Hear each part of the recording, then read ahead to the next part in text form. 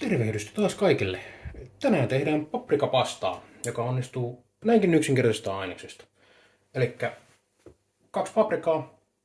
Mä tykkään käyttää 2 eri väristä, mutta periaatteessa ei ole mitään väliä, että mitä paprikaa käyttää. Että saa käyttää 2 saman väristä tai 2 eri väristä, tai saa käyttää suippopaprikaa, saa käyttää vihreitä paprikaa, ihan mitä vaan, mistä itse tykkää.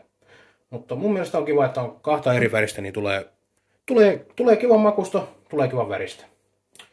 Pari punasipulia, saa käyttää keltasipulia, mutta mulla nyt sattuu olemaan punasipuleita, niin mä pistän ne tähän käyttöön. Pikkasen valkosipulia, pastaa, sitä mitä haluaa syödä. Tää nyt on tommoista kierrepastaa, koska mun mielestä se nappaa sen kastikkeen tosi hyvin. Niin mä tykkään käyttää tollasta.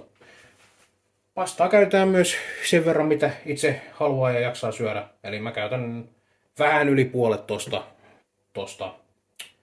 tosta pussista, eli varmaan semmoset noin 300 grammaa, mutta en mä niitä koskaan mittaile silleen. Tomaattimurskaa. Ei ole pakko käyttää tämmöistä kallista muttia, että yleensä käytän niitä ihan halpoja tomaattimurskia, mutta tällä kertaa unohdin sellaista ostaa ja tommonen sattui löytyä mulla kaapin perukoilta, niin käytämme sen nyt sitten tänään pois. Sweet chili, ruokakermaa. Tämä ei ole ollenkaan tulista. Vaikka siinä nyt lukeekin chili, niin siinä ei ole yhtään tulisuutta. Eli sitä ei tarvitse pelätä. Mutta se antaa sille kastikkeelle kivan värin ja kivaa semmoista mietoa chilin makua. Saa käyttää myös ihan tavallista ruokakermaa, jos ei sitä halua, tai sitten jos ei löydä. Ja voi lisätä vaikka omaa mietoa chiliä sinne, jos haluaa. Mutta mun mielestä se menee kätevästi tuossa valmiissa kermassa.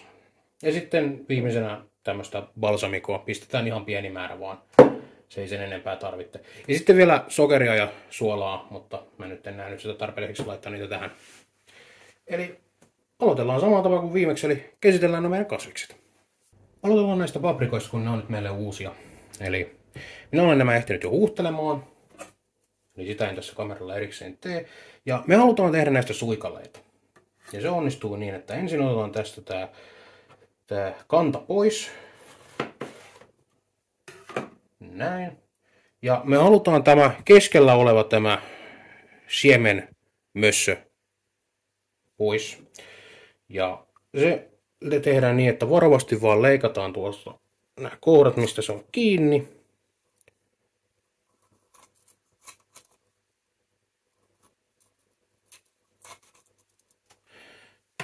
Ja nyt sen pitäisi pystyä vaan nappaamaan tosta irti.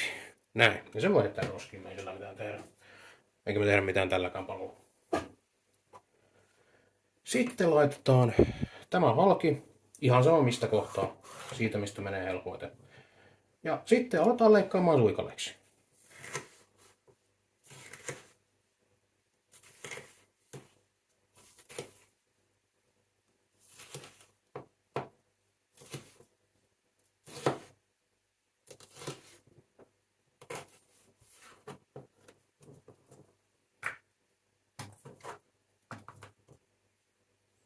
Mä leikkaan tosta vielä tuon vaalean osan pois.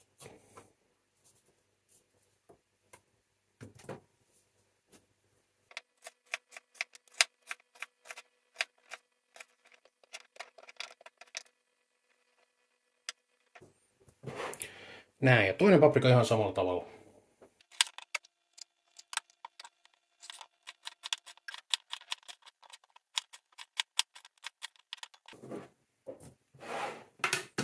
Näin helppoa se oli.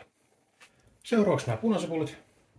Nämä perataan ihan samalla tavalla kuin miten ne keltasipulit viime kerralla.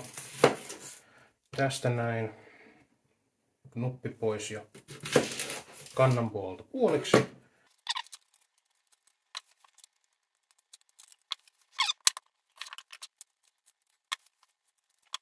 Näin.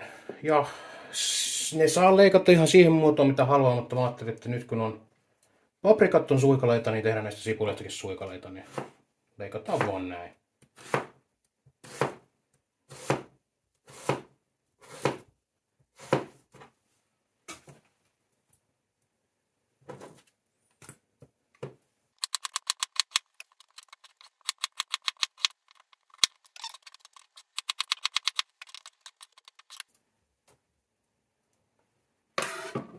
Näin. Ja sitten viimeisenä tää meidän valkosipuli. Tässä on nyt muutama kynsi, mitkä me käytetään tässä kaikki. Kynnet tälleen erikseen. Ja sitten niistä pitäisi saada noin kuoret pois. Ja ne lähtee kaikista helpoiten silleen, että liiskaa ne tällä veitsellä näin. Näin. Niin nyt se kuori lähtee oikein kätevästi ja yleensä melkein yhtenä kappaleenakin jopa.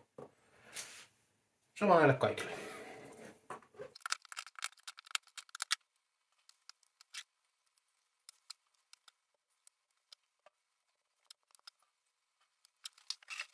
Noin. Ja sitten meidän pitäisi hienontaa nämä meidän valkosipulit. Jos teillä on hyvä semmonen valkosipulin murskain, niin sitä voi käyttää. Mun tämänhetkinen murskain on aivan niin surkea roskakasa, että se mua vaan suututtaa, jos mä yritän sillä näitä murskata. Niin mä sitten vaan leikkaan nää. En käytä tässä mitään tarkkuutta, eli ihan näin yhdessä myssyssä mä vaan lähden.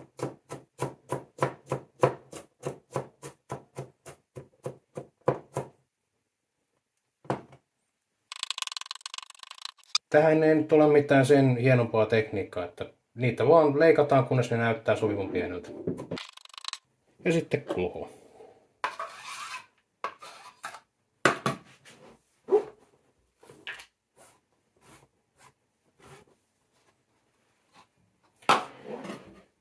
Näin meillä on kaikki kasvikset käsitelty, niin voidaan siirtyä tuonne hellan puolelle.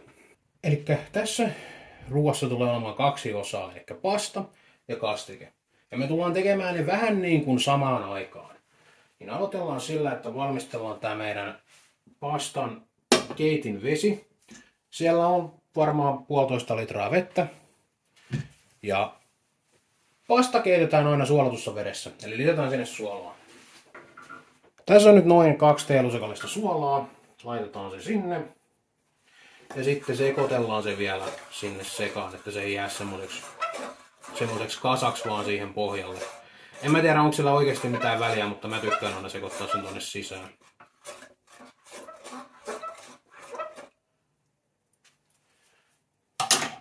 Näin. Ja mä laitan tän nyt 4, niin me silleen hiljaa nostetaan se sinne kiehumislämpötilaan. Niin se saa lämmetä tässä samalla, kun me tehdään se kastike. Et jos mä pistän sen niille 6, niin se rupeaa kiehumaan aika nopeasti ja sit se kiehuu siinä turhaan, niin mä teen sen tälleen hitaammin. Sitten itse kastiketta varten käytetään tämmöistä paistokasaria. Jos teillä ei ole tällaista, niin kannattaa hommata. Jos ette halua tai pysty hommaamaan, niin voi käyttää myös mitä tahansa leveätä ja suhteellisen korkeareunasta paistinpannua. Tässä vaan on tosi kiva tehdä kastikkeita, kun siinä on paljon tilaa tehdä hommia. Siellä on nyt ihan pikkasen vettä, mitä me käytetään samalla tavalla kuin viimeksi, niin vaan niin kuin, että sillä nähdään, että milloin se on tarpeeksi kuuma. Niin mä tein nyt niin, että mä laitan tämän pannun sinne 6. Ja me annetaan sen olla tällä 6 ihan vaan siksi, kun se lämmittää tämän pannun nopeammin. Ja sitten kun me aletaan nähdä, että siellä vedessä näkyy pieniä kuplia, niin sitten alennetaan sitä sille lämmölle, mitä me oikeasti halutaan käyttää. Nyt siellä alkaa näkymään kuplia, niin laitetaan se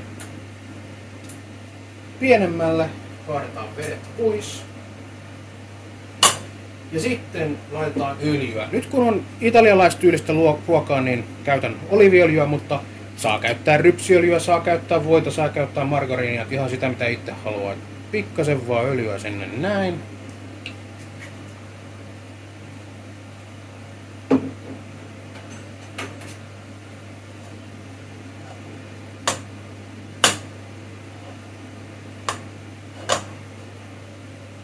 Ja sitten sipulit ja paprikat yhdessä perään vaan.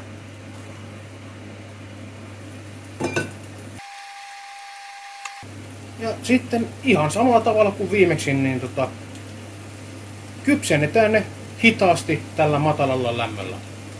Eli nyt ei sitä muuta kuin odotellaan ja aina välillä sekoitellaan, kunnes ne sitten näyttää kypsiltä. Nyt kun ne on hetken aikaa ehtinyt siellä paistua, niin voidaan lisätä sinne nämä meidän valkosipulit. Tämä on ihan vaan siksi, että valkosipulit kypsenee nopeammin kuin punasipuli tai keltasipuli, niin ei sitten vahingossa pilata sitä meidän valkosipulia. Ja sekoitetaan sinne sisään.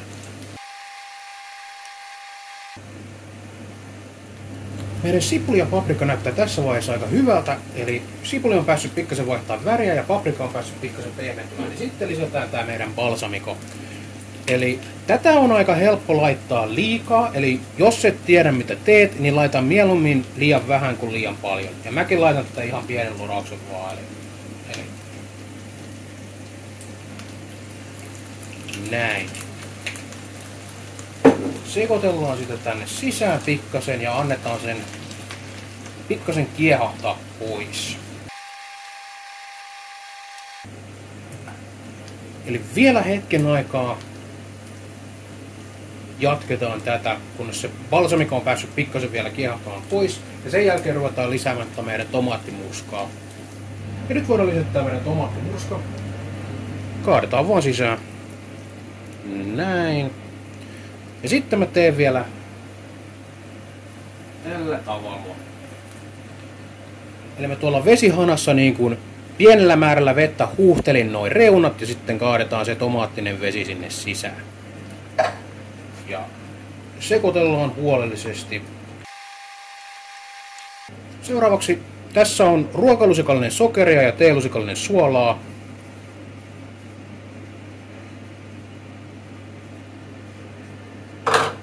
Ja sekoitetaan sekin sisään. Seuraavaksi,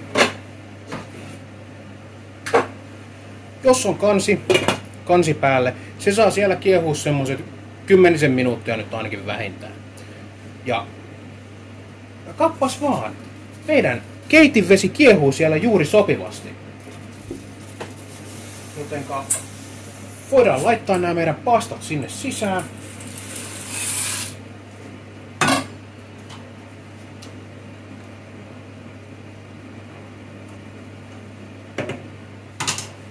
Ja säätää lämpötila kohdilleen, että jos se on ollut korkealla, niin laittaa pienemmälle. Ja pastaa keitetään pakkauksessa olevan ohjeen mukaisesti, joka tässä tapauksessa on kappas vaan myös se 10 minuuttia.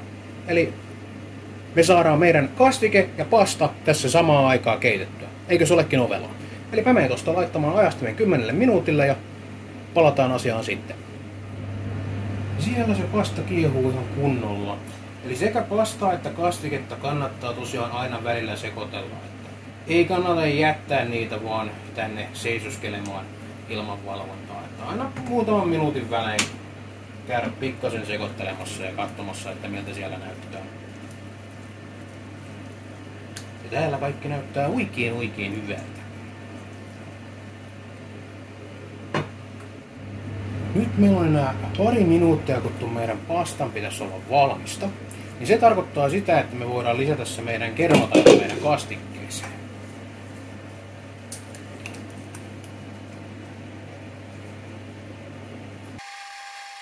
Näin, kaikki mitä sieltä purkista tulee ja sitten sekoitellaan huolellisesti sinne sisään. Näin, ja annetaan sen olla siellä kannen alla, kunnes pasta on kypsää. Pasta on nyt keittynyt siellä 10 minuuttia, niin testataan sieltä että kuinka kypsää tää todellisuudessa on. Se on just eikä melkein nyt. Kaadetaan pastat lävikkyyn.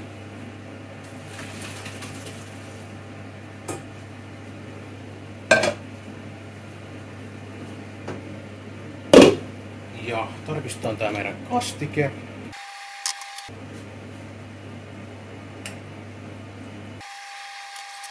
Kyllä mä kehtaan sinne laittaa teelusikallisen suolaa, mutta en sen enempää. Sitten me tehdään niin, että me laitetaan nämä meidän pastat tänne kastikkeen sekaan. Ja sekoitetaan huolellisesti.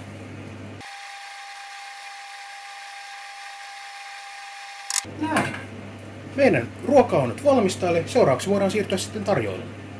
No niin, meillä on tässä valmis paprikapasta. Tommonen kiva syvä lautanen, niin ei muuta kuin lastataan lautaselle haluttu määrä.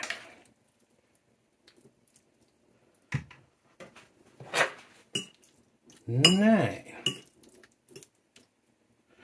Ja luonnollisesti kyllähän tätä nyt pitää maistaa.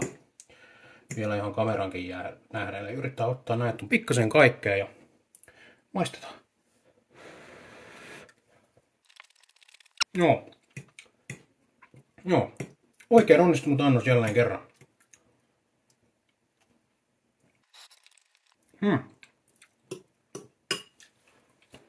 Näin. Jos nyt tuntuu siltä, että jää hirveästi kaipaamaan jotain proteiinia, niin sinnehän voi heittää esimerkiksi jauhelihat tai jauhikset sekaan.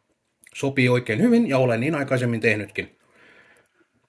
Mutta muuten siinä on kaikki tällä kertaa.